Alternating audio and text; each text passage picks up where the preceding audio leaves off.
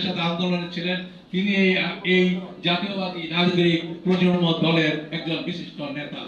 তার জনাব সিরাজ ভাই, হ্যাঁ, তিনি আমাকে আপনাদের মাঝে আসার সুযোগ করে দিয়েছেন এবং আপনাদের সংগঠন শুধু বাংলাদেশেই নয়, সারা বিশ্বব্যাপী রয়েছে আমি মনে করি। এবং আপনারা যে দেশে আন্দোলন করেন নাই, আপনারা সারা বিশ্বে আন্দোলন করেছেন, সেটা সাক্ষী আমি নিজে। আমি আপনাদেরকে এতটুকু বলবো, আপনারা আন্দোলন করেছেন, যেভাবে রক্ত দিয়েছেন, জেলে গিয়েছেন, খুন হয়েছে এবং গুম হয়েছে, তার পরিপ্রেক্ষিতে আজকে আমরা নতুন ভাবে একটি দেশ পেয়েছি। আর এই দেশ পেতে গেলে পাওয়ার আগে যেটা করেছেন, যেই সংগ্রাম আপনারা করেছেন, তারই ফল 5ই আগস্ট।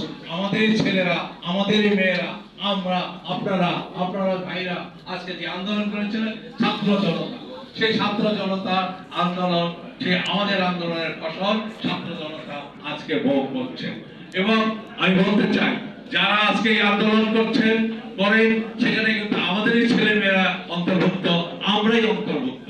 আজকে কোটি কয়েকজন লোক সামনে চলে আসছেন, আপনারা নতুন দল করেছেন, আপনাদেরকে আমরা ধন্যবাদ জানাচ্ছি। আমরা যেমন ভাবে আন্দোলন করতে গিয়ে শহীদ হয়েছি, আমরা জেলে গিয়েছি, আমরা গুম হয়েছি, আপনারা কিন্তু সেটা হননি।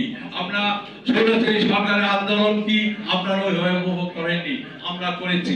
আমি মনে করি আগামীতে আমাদের যে আন্দোলন, আমরা কেন আন্দোলন করেছিলাম? আমরা ভোটের অধিকারের জন্য আন্দোলন করেছি।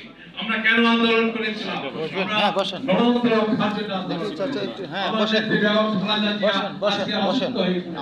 আমার নেতা বন্ধু হয়ে এই দেশ থেকে বিদেশে চলে গিয়েছিলেন। কেন গিয়েছিলেন আপনারা সবাই জানেন।